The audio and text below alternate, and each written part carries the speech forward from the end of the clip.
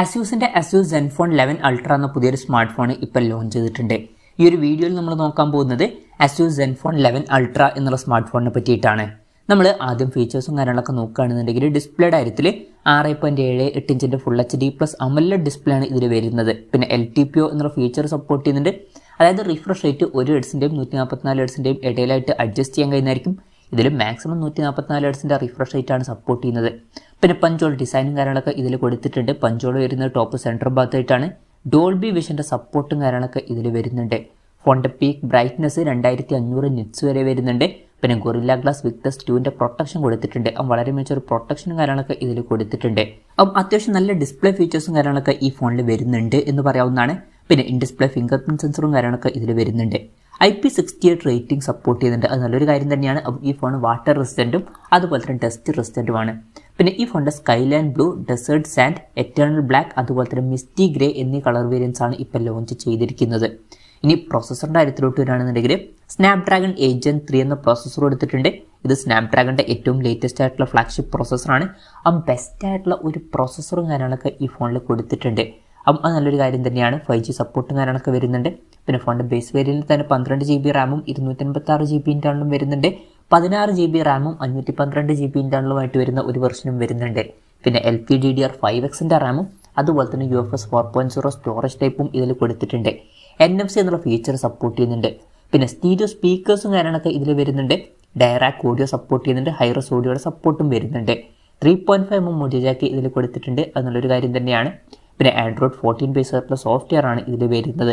ക്യാമറയുടെ കാര്യം പറയുകയാണെന്നുണ്ടെങ്കിൽ ഫോണിൻ്റെ പിന്നിൽ ട്രിപ്പിൾ ക്യാമറ സെറ്റപ്പ് കൊടുത്തിട്ടുണ്ട്. 50 MP മെയിൻ ക്യാമറ സെൻസറാണ് ഈ ഫോണിൽ വരുന്നത്. ഇത് സോണി IMX890യുടെ മെയിൻ ക്യാമറ സെൻസറാണ്.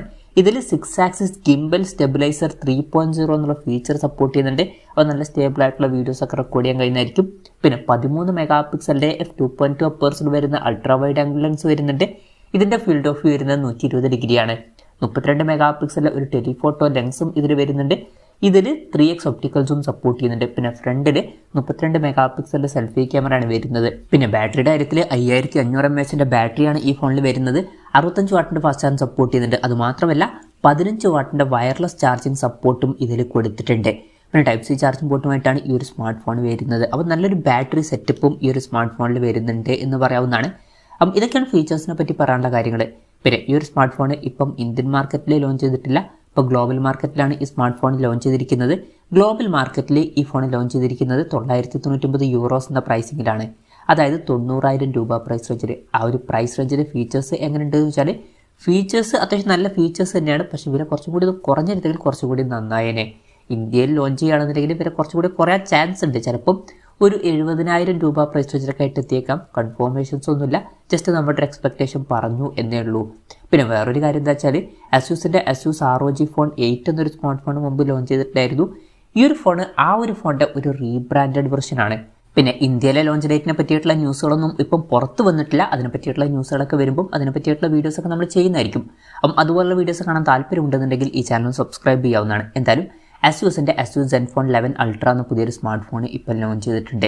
ഈ ഒരു ഫോണിനെ പറ്റിയിട്ടുള്ള നിങ്ങളുടെ അഭിപ്രായം ജസ്റ്റ് ഒന്ന് കമൻറ്റ് ചെയ്യുക. അതുപോലെ തന്നെ ഈ ഒരു സ്മാർട്ട് ഫോൺ ഇന്ത്യൻ മാർക്കറ്റിൽ ലോഞ്ച് ചെയ്യുകയാണെന്നുണ്ടെങ്കിൽ നിങ്ങൾ ഏത് പ്രൈസിങ്ങിലാണ് എക്സ്പെക്റ്റ് ചെയ്യുന്നത് എന്നുള്ള കാര്യം കൂടി ജസ്റ്റ് ഒന്ന് കമൻറ്റ് ചെയ്യുക.